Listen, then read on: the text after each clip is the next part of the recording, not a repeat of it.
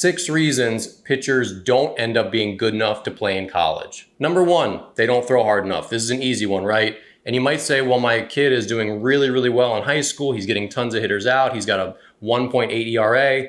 But if they throw 78, they're not going to be projectable where college coaches think they're going to be able to get college hitters out.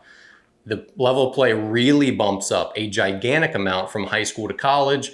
And if you don't throw very hard, you have to be so perfect to get hitters out at that level that it's just probably not going to be realistic for most college coaches to take a chance on you. Number 2, you don't throw enough strikes. If you're out there walking 4, 5, 6 batters per 6 innings, which is pretty typical if you have a good game in a 7-inning game, 5 or 6 innings.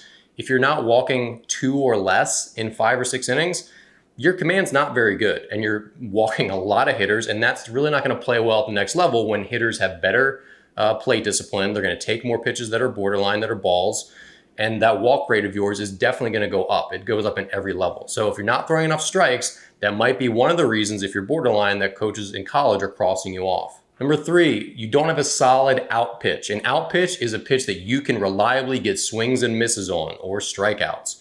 So that's that nasty slider that when you've got a guy 0-2 and the bases are loaded, boom, throw him the slider, punch him out, right? Or you've got a really hard fastball. That can be your out pitch as well, or a really disappearing changeup, whatever it is. You really need an out pitch to succeed as you go up in these different levels. Most pitchers only have one, but if you have one really good out pitch, you're in good shape. If you don't, it's going to be a little bit harder for you to succeed at the next level. Number 4 reason high school pitchers don't make the jump to college is they don't have enough poise and mental toughness on the mound. If you're out there and you're getting flustered every time you give up hits, every time a bad call doesn't go your way, every time you give up runs, or you really struggle to get out of jams, it's going to be really hard for you to succeed at the college level. It's just a way faster game. It's way higher level of competition.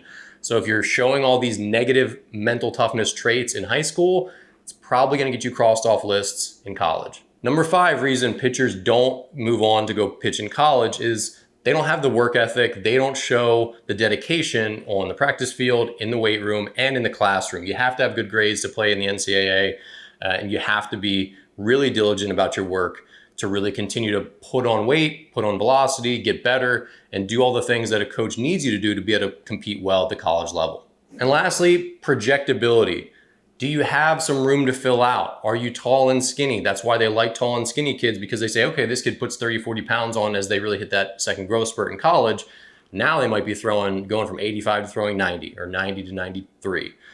They want to see some amount of projectability where they say, okay, we know we're going to work these kids hard and develop them. Does their body have a space to fill out and improve and get better?